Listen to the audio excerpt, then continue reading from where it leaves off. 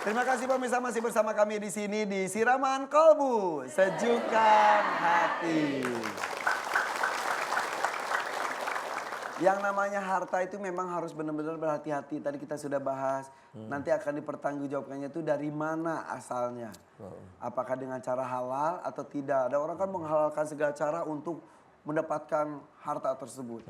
Setelah diterima, untuk apa? Itu juga penting juga Ustaz ya. Iya.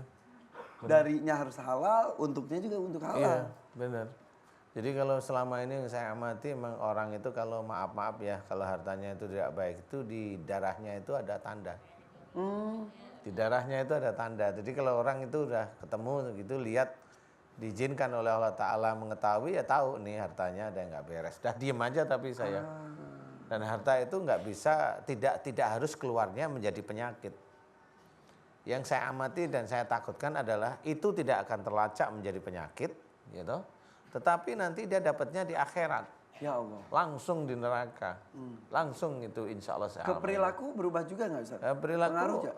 kalau perilaku dia kan bisa menutupi ya. Paling di dalam keluarganya yang dia tidak bisa kontrol. Tapi di luar juga kadang masih bisa ditutupi.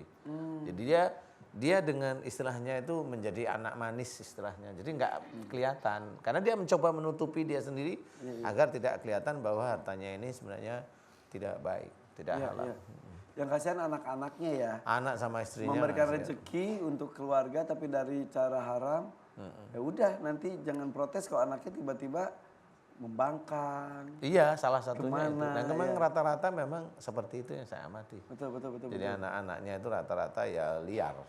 Gimana kalau mencari hartanya itu caranya nggak halal, tapi untuk mendirikan masjid, untuk memberangkatkan orang pergi haji, umroh itu gimana? Ada juga yang gitu loh Ustaz. Iya, sebenarnya gini yang tidak boleh itu sebenarnya bukan persoalan uangnya. Kalau uang itu mah boleh-boleh aja.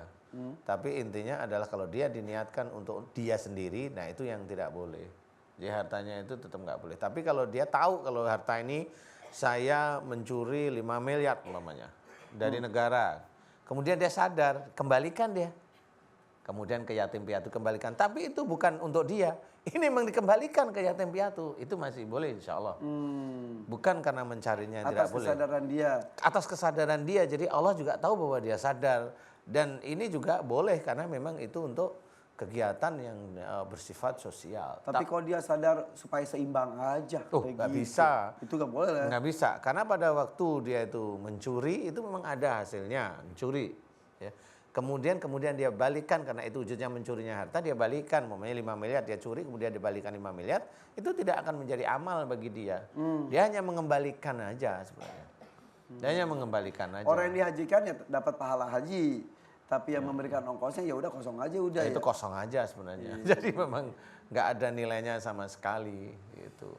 Wah, betapa sulitnya untuk mengurus harta tersebut ya. Karena kan detail di pertanggungjawabkannya nanti di akhirat insya Allah kelak ya. akan detail, betul. Ya, dan kata Ustaz tadi bersyukur ketika kita diingatkan dalam bentuk penyakit. Iya, Akhirnya kita bersyukur aja tahu. Kita tobat.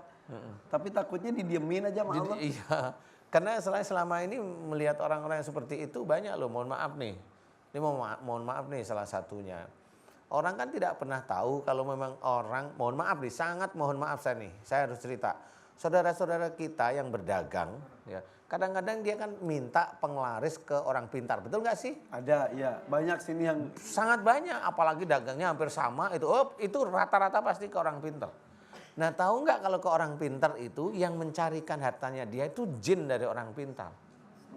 Lah kalau itu dari jin orang pintar menarik orang lain itu masuk ke tokonya, masuk ke dagangannya. Nah itulah yang dikatakan haram salah satunya. Nah tahu nggak yang begitu itu memang besok itu di akhirat juga ditanyain. ya Allah. Nah itulah yang takut itu begitu gitu loh ceritanya. Ya. Nah itu nggak pernah disadari loh, ini kan orang pintarnya si itu mamanya.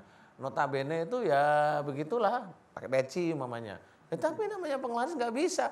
Orang itu tidak akan bisa menjadikan rezeki itu tambah kecuali Allah. Jadi orang tidak bisa kecuali memang dia pakai jin. Nah itu beda lagi tuh. Nah kalau udah pakai jin silahkan nanti nikmati di akhirat. Mau dia pakai susuk penglaris kek, mau dia pakai dagangannya di situ silahkan. Karena beberapa kali kita mendapatkan seperti itu. Yang ngasihnya pakai peci kok bacaannya juga pakai Arab-Arab gitu. Iya tetap aja sama. Ya tetap aja Dukun salah. bentuknya juga bisa Iya, macam-macam. sama aja semuanya. Hah, jadi kita benar-benar harus hati-hati ya. Harus Sia-sia hati-hati. kita bangun subuh keringetan, jualan sayur dan lain-lain, tapi pakai ajian penglaris ya udah sia-sia Iya, semuanya. sia-sia. Janganlah, biasa aja. Kasihan. Iya, nanti yang ngatur rezeki kita akan Allah. Biasa aja. Yang penting baik. Itu aja. Kita buka forum. Tarik, Nang. Tarik.